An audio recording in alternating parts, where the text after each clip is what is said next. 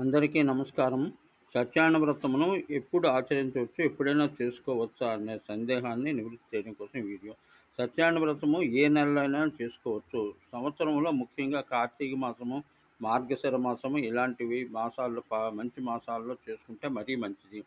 అయితే ఏకాదశి అనేటువంటి తిథి నాడు చేసుకుంటే సర్వశ్రేష్టము.